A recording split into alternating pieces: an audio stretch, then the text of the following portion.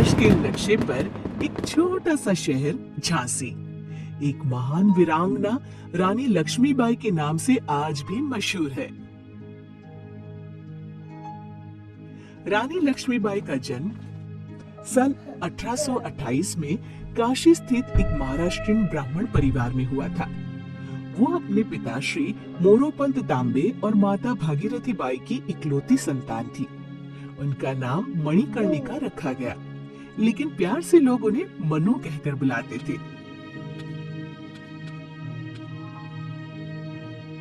वो बचपन से ही तीव्र बुद्धि की एक साहसी बालिका थी। उन्होंने शास्त्रों के अध्ययन के साथ साथ शस्त्र विद्या का भी ज्ञान प्राप्त किया था। उनका विवाह 14 वर्ष की आयु में झांसी के महाराज गंगाधर राव नेवालकर के साथ हुआ। उनका नया नाम लक्ष्मीबाई रखा गया। विवाह के कई वर्षों के बाद उन्हें एक पुत्र रत्न की प्राप्ति हुई, जिसका नाम दामोदर राव रखा गया। दुर्भाग्यवश 4 माह के बाद उसकी मृत्यु हो गई। महाराज गंगाधर राव बीमार रहने लगे थे। अंततः उन्होंने अपने एक रिश्तेदार भाई के पुत्र को गोद ले लिया। उस वक्त भारतवर्ष पर अंग्रेजों का प्रभुत्व था।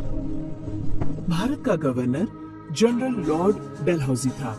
उन्होंने ऐसा नियम बनाया था जिसके तहत जिस राजा की कोई संतान नहीं होती थी, उसका राज्य ब्रिटिश कंपनी अपने अधीन कर लेती थी और उसके बदले में पेंशन दी जाती थी। वे गोद लिए हुए पुत्र को उत्तराधिकारी नहीं मानते थे। रानी लक्ष्मीबाई ये जानती थी कि अंग्रेज नहीं मानेंगे और उनसे युद्ध करना ही पड़ेगा। वो अंग्रेजों से युद्ध की तैयारी करती है। उसने एक स्वयं सेवक सेना का निर्माण किया। उसमें महिलाओं को भी शामिल किया गया था। उन्हें युद्ध प्रशिक्षण दिया गया। रानी ने महायोद्धा तात्या टोपे से भी मदद ली थी।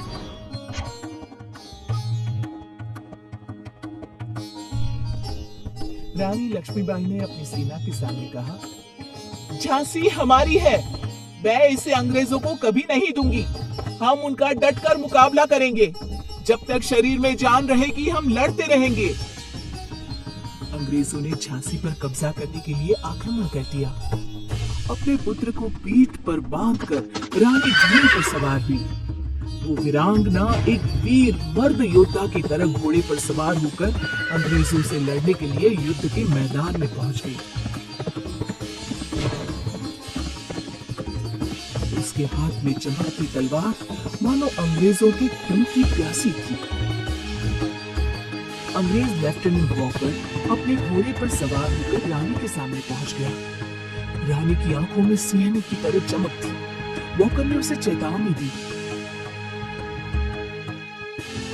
लक्ष्मीबाई, अभी भी वक्त है, तुम हमारा कहना मान लो, हम तुम्हारी जान बख्श देंगे। रानी ने एक वीरांगना की तरह उत्तर दिया, मैंने झुकना नहीं सीखा है। जब तक मेरे धड़ पर मेरा सर है, मेरी झांसी को कोई नहीं छू सकता। तुम अपनी खैर मनाओ। क्यों अपनी जान गंवाना चाहती हो? झांसी मेरी है, मैं इसके लिए जान देना भी जानती हूँ और जान लेना भी जानती हूँ। ले मेरा वार संभाल। इतना कहकर रानी ने वॉकर पर हमला बोल दिया। दोनों में घमासान युद्ध होने लगा। रानी की तलवार रुकने का नाम ही नहीं ले रही थी। उसने वॉकर को जख्मी कर दिया। वॉकर हैरान था, उसे भागना पड़ा। अचानक अंग्रेज सैनिकों ने रानी को चारों तरफ से घेर लिया। अकेली रानी और उसके चारों तरफ अनगिनत सैनिक आ गए थे। रानी ने घोड़े की लगाम को अपने मुंह से पकड़ लिया और दोनों हाथों से तलवार चलाने लगी। जय माता भवानी कह कहकर वो सभी सैनिकों से अकेली लड़ने लगी। वो घायल हो गई थी, लेकिन उसकी तलवार नहीं रुक रही थी। उसने कई सैनिकों को घायल किया और मार दिया। अचानक एक अंग्रेज सैनिक पीछे से आकर उसकी गर्दन पर तलवार का वार कर देता है। परम वीरांगना सिंहनी गंभीर रूप से घायल होकर घोड़े से नीचे गिर जाती है। रानी के पार्थिव शरीर के पास लेफ्टिनेंट वॉकर अपने सभी सैनिकों के साथ खड़ा होकर उसकी वीरता के आगे नतमस्तक होता है। उसे सैल्यूट करता है। रानी लक्ष्मीबाई को वीर गति प्राप्त हुई, लेकिन जाते जाते अपने पीछे वो एक आदर्श और अमर कहानी छोड़ गई।